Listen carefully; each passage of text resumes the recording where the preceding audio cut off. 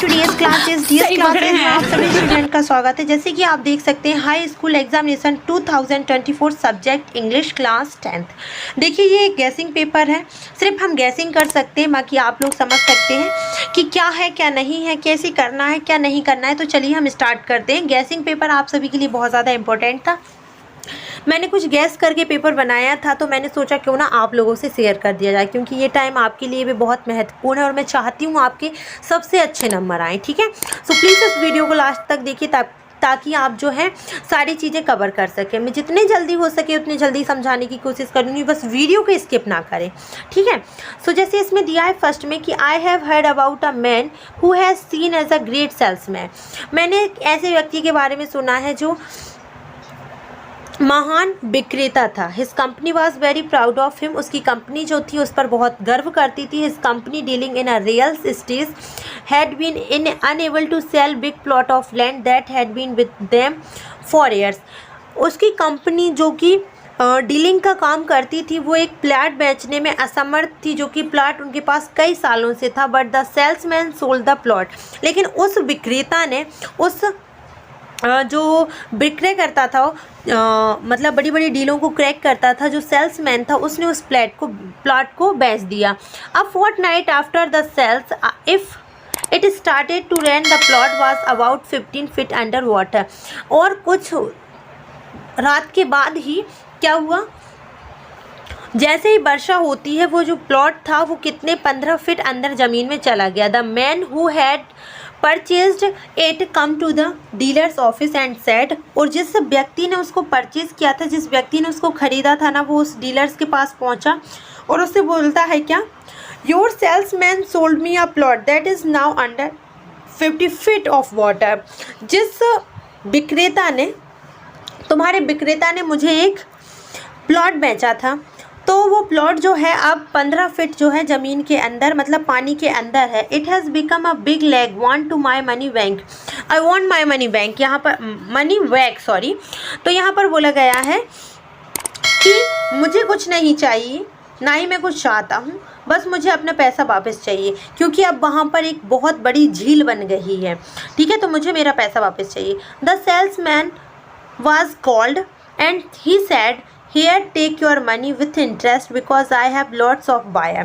और वो जो है क्या बोलता है सेल्समैन, वो बोलता है वहाँ पर उसको बुलाया जाता है और वो क्या बोलता है, ले भाई ये तेरे जो पैसे हैं ना पकड़ और ब्याज के साथ पकड़, क्योंकि मेरे पास ना बहुत सारे खरीदार हैं इस प्लॉट के। वो इस स्टाइल से बोलता है, you can make a beautiful house on it after the rains and when the rains come again you can make arrangement so that the water doesn't flow. मेरे पास ना एक बहुत अच्छा हाउस है इस पर बनाने के लिए, लेकिन यहाँ पर आफ्टर द रेन्स और जैसी वर्षा होती है क्या होगा, यहाँ पर जो है पानी फिर से आ जाएगा और यहाँ पर क्या बन जाएगा, एक मतलब उसने क्या बनाया था, water palace, rain palace, lake palace जो होता है ना पानी के अंदर बनता है, पानी के ऊपर बनता है। You can make arrange the so that the water doesn't flow out. और तुम्हें कुछ अरेंजमेंट करने पड़ेंगे जिससे जो है पानी ऊपर ना आए। You will have a lake place. और तुम्हें क्या प्राप्त हो जाएगा, तुम एक लेक पैलेस बना लोगे। And I will give you 2 boats. मैं तुम्हें 2 बोट्स भी दूंगा। And he sold boats to the man. और वो ना उस सेल्समैन से वो 2 बोट्स भी खरीद लेता है। The dealer was watching the scene. और जो डीलर होता है बड़े आराम से उस वॉच कर रहा होता है उस सीन को, उस दृश्य को। The boats were absolutely useless. जो बोट्स थी ना वो बिल्कुल यूजलेस थी, कोई काम की नहीं थी। The salesman, don't worry if I can manage the bigger trouble I can manage 2 boats. और वो बोलता है, जो सेल्समैन होता है वो क्या कहता है, तुम चिंता मत करना, अगर तुम्हें कोई बड़ी समस्या होगी तो मैं तुम्हारे लिए बोट का मैनेज कर दिया है। और अगर तुम्हारी इच्छा रहेगी तो तुम अपने जो लोग हैं उनके मतलब एक प्रकार से इच्छा जाहिर करो। The wire was only thinking of making a house. और जो सिर्फ जो खरीदार था ना वो बस ये सोच रहा था कैसे ना कैसे करके मेरा घर बन जाए, उसकी बड़ी इच्छा थी। और उसका एम्बिशन किस में चेंज हो गया, लेक पैलेस में चेंज कर दिया उसने, है ना। For century man has been sold a bagful dogmas that are untrue and that have no evidence. Expect in your ambition you don't want to do anything, want to reach heaven and there is are people ready to give you maps and shortcuts. देखिए वहाँ पर क्या अच्छी बात करता है salesman कि तुम्हें कुछ करने की ज़रूरत नहीं है, हमारे लोग हैं जिनके पास शॉर्टकट तरीका है इसको बनाने का, बस तुम्हें तुम्हारे अंदर एक इच्छा जाहिर करनी है और तुम्हें ये बनाना है कि नहीं, लोग तुम्हें बरसों तक याद करेंगे। सो वो हाँ बोल देता है। क्वेश्चन बताते हैं अब, सबसे मेन काम हमारा यही था।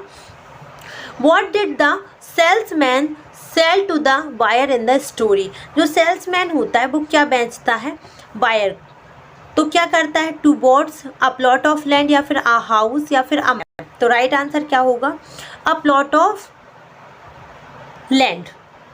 ठीक है। क्वेश्चन नंबर 2 देखना, why did the buyer request a refund from the company? जो बायर होता है, जो खरीदार होता है, वो अपना पैसा वापस क्यों चाहता है? तो राइट आंसर है द सेल्समैन डिव्यूज हिम, या फिर द लैंड वाज इनफर्टिलेट, या फिर the plot was under water, या फिर आंसर है ही चेंज्ड हिज माइंड।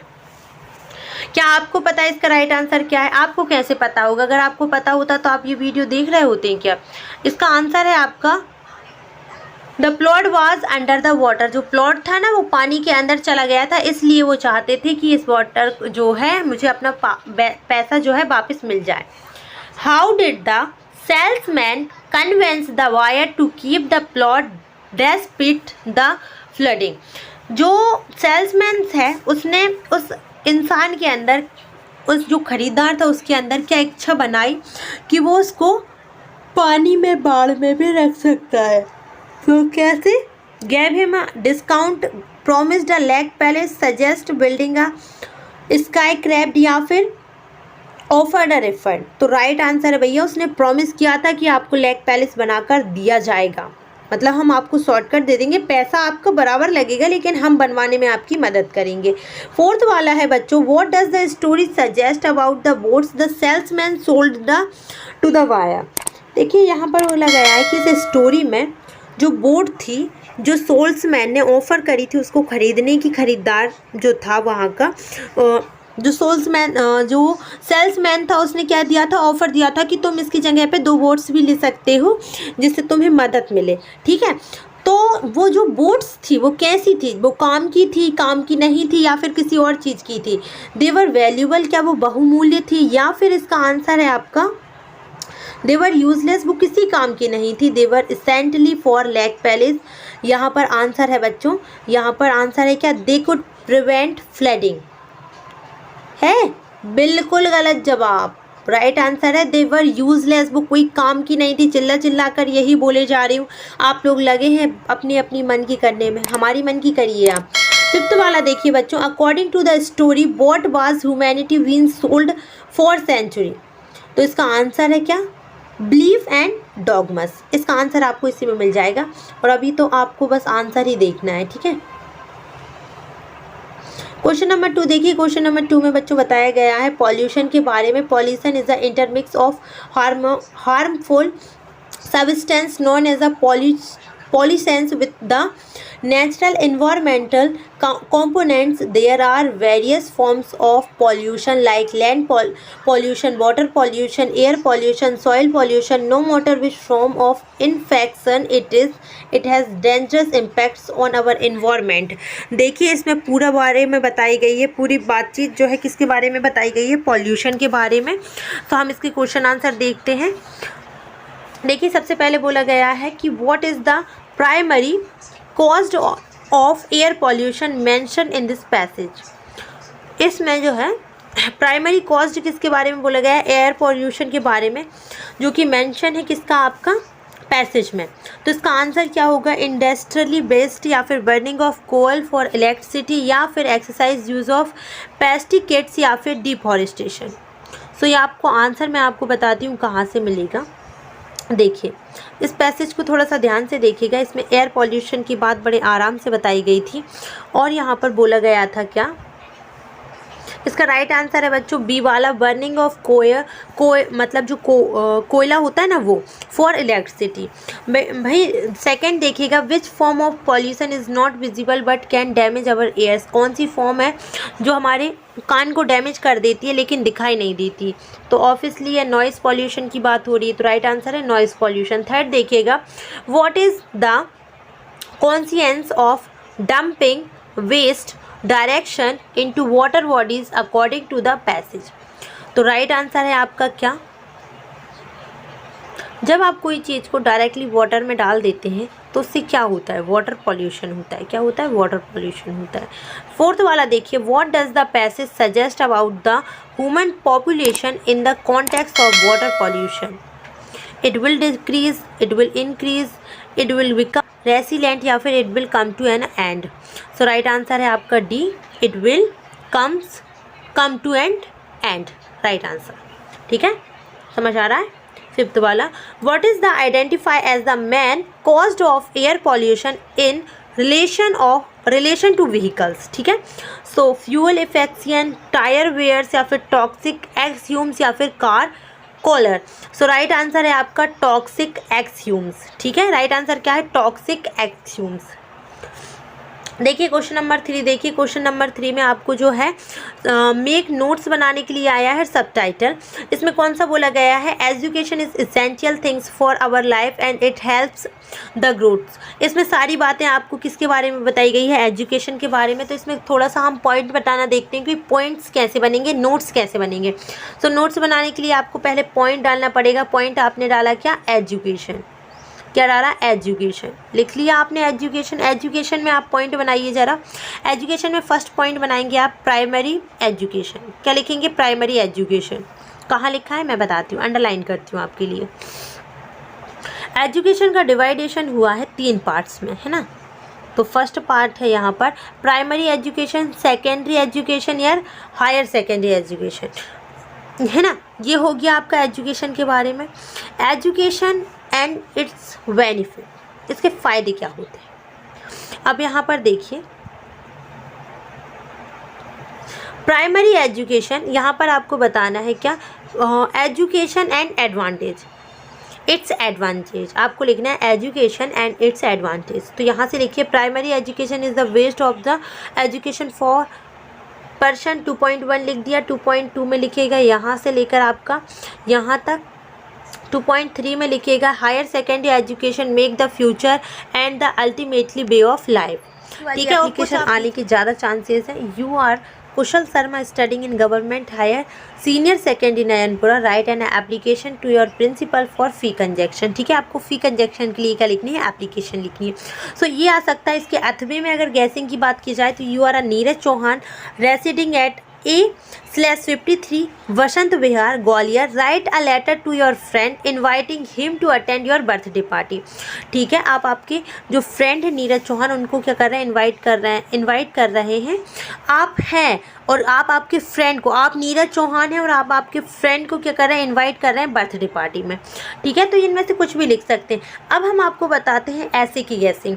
देखिए अनएम्प्लॉयमेंट प्रॉब्लम आ सकती है, इंपॉर्टेंस ऑफ ट्री आ सकता है, साइंस एंड मेंस आ सकता है, value of games and sports आ सकता है। एक और सुनिए, वुमेन एम्पावरमेंट भी आ सकता है। ठीक है, अब इसके अथवे में क्या आएगा, advantage and disadvantage of social media. Disadvantage और एडवांटेज ऑफ सोशल मीडिया ये भी करवा चुके हैं, एक बार आँख मार लेना उस पर। रटना तो नहीं सकते आप रटेंगे क्या ही, लेकिन आप आँख मार सकते हैं ना। और इसके बाद आपको यहाँ पर भी आपको क्या आएगा, impact of mobile on student. ये भी आप कर लीजिए, बहुत आसान है और ये हम करवा चुके हैं। थोड़ा सा ग्रामर पे देख लेते हैं ताकि आपके ग्रामर में नंबर ना कटे, और ये गैसिंग ग्रामर है तो आई होप कि आपके नंबर ना ही कटे। तो अच्छा क्या होगा, her uncle is MLA, an आएगा। Her grandmother died of cancer आएगा। The train had left the station before we, क्या आएगा, रीच्ड। आंसर है रीच्ड। थर्ड देखना, द थर्ड हो गया ना। फोर्थ देखना, walk carefully blank you will fall down. Carefully होकर चलो, नहीं तो तुम क्या होगा, गिर जाओगे। और फिफ्थ में आएगा, there are blank flower in this garden many. Fifth sixth देखिए, we blank to respect our elders. To लिखा है, अगर टू आता है तो आउट टू लिखे। डू एज डायरेक्टेड देखिए, डू एज डायरेक्टेड में आपको क्या लिखना है, चलिए बताते हैं। Unless he invites me I won't attend the party. अगर वो मुझे इन्वाइट नहीं करेगा तो मैं पार्टी अटेंड नहीं करूँगी। रिडाइट यूजिंग इफ़, आपको क्या यूज़ करना है, इफ़। तो लिख दीजिए पहले तो if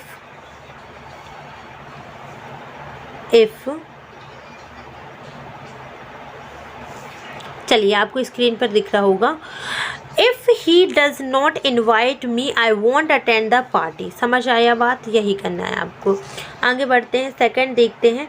they have made it, ठीक है। Change past continuous, past continuous में कैसे चेंज करेंगे, ये बदल दीजिए। They were making it, they were making it.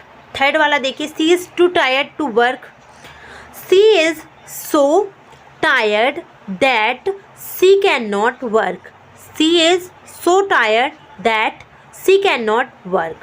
Fourth देखिए, he cut his finger, change into negative, यही आना है। he did not cut his finger, he did not cut his finger। Fifth देखिए, अनुज is playing chess, अनुज क्या कर रहा है, playing है, ये playing नहीं है, playing है। change into passive voice, सुनिएगा, chess is being played by Anuj, chess is being played by Anuj। Sixth, the boy is my best friend, the boy is standing in the corner, the boy who is standing in the corner is my best friend। क्या सुने, the boy who is standing in the corner is my best friend। Clear. अब यहाँ पर आपको आगे देखना है, आगे क्या दिया हुआ है आपका, हो गया question number complete. Section D देखते हैं अपन। क्वेश्चन नंबर 6 देखिए, the dust of snow affected the poet why, कैसे इफेक्ट किया था उसको, उसका मूड चेंज कर दिया था, change his mood. According to Nelson Mandela what is country's greatest wealth, according to Nelson Mandela what is country's greatest wealth, right answer is its people, right answer is its people. Third देखिए, Anne Frank road her diary while, Anne Frank ने diary कब लिखी थी, while playing with her friend, while playing with her family, while hiding with her family, while a trip, while a working. Right answer is while hiding with her family, while hiding with her family. Fourth देखिए, according to Amanda freedom, Amanda की freedom क्या थी, sour, bitter, sweet या painful. Right answer is sweet, right answer is sweet. चलिए आगे देखते हैं।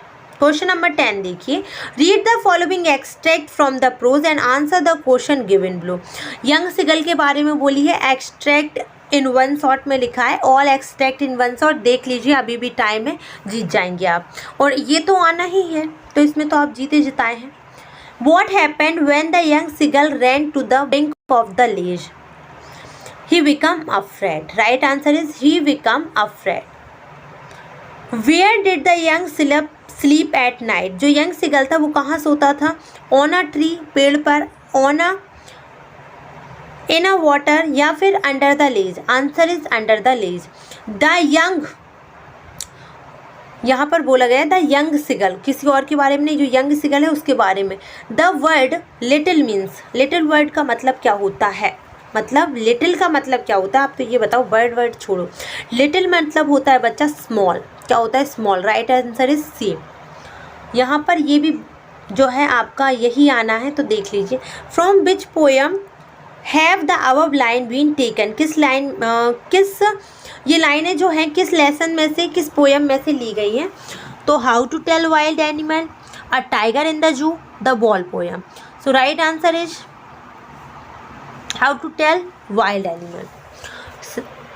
Question number 2 देखना, who has written this poem, किसने इस पोएम को लिखा है, रॉबर्ट फ्रॉस्ट ने, कैरोलिन वेल्स ने, या फिर लेस्ली नॉरिस ने। राइट आंसर है आपका कैरोलिन वेल्स ने। थर्ड देखिएगा, what does the words waste means, waste का मतलब क्या है, यहाँ पर मैंने आपको चिल्ला कर बताया था कि वेस्ट मतलब है एनिमल, क्या है, वेस्ट मतलब एनिमल्स, और यही आया। देखिए question number 11, what did the lunch hope boat complain the young seagull to finally fly. Third है, what made the women in the control centre look at the narrator strangely, क्यों देख रही थी वो। Why did the NN want to keep a diary? What are the elder in a Goa non-strangely about? Why is Coorg compared to the heaven? What did the miss do to the walks? इसके बाद बोला गया according to the passage, according to Frost what are the two different view about the end of the world, fire and ice में से लिया गया है बच्चों, एनी टू करना है, 2-2 नंबर के, कोई दिक्कत नहीं है। How did the tiger act in the cage, why does Amanda want to be an orphan, और यहाँ पर 3-3 नंबर के क्या दिए गए हैं आपको, एनी टू, ये भी 2 नंबर के, फिर इसके बाद 3 नंबर का है। Why was doctor Harriet confident that Trig will be hospital soon, what is Valli's father worried about her, why had foul wanted to meet एस्यूअनवल। क्वेश्चन नंबर 14 देखिएगा, describe the narrator experience as he flew the aeroplane into the storm, या फिर इसके according इसके और में दिया है क्या, describe the pen portrait of a traditional Goa blazer baker, ठीक है। 15 में दिया है, ये भी 3 नंबर का है, answer the following question in about 75 bird, what is the theme of the poem dust of snow, theme क्या थी, एक सेंट्रल आइडिया आएगा, मैंने बोला था, और डस्ट ऑफ स्नो और अमांडा का मैंने बोला ही था। देखिए, right the central idea of the poem Amanda. Question number 16 देखिएगा, answer the following question in about 75 birds, 3 नंबर का है। In the end of lesson, Mr. Pumphrey says this is a trump of surgery. Why? How did the invisible man first become visible? तो दोनों में से कुछ भी कर दीजिए, हमने तो गैसिंग बोली थी। क्वेश्चन आंसर थोड़े ध्यान से देख लेना और सारे क्वेश्चन आंसर याद कर लेना, क्योंकि यही क्वेश्चन आंसर आपके आएंगे, गैसिंग से आउट ऑफ तो कुछ जाएगा ही नहीं, ठीक है।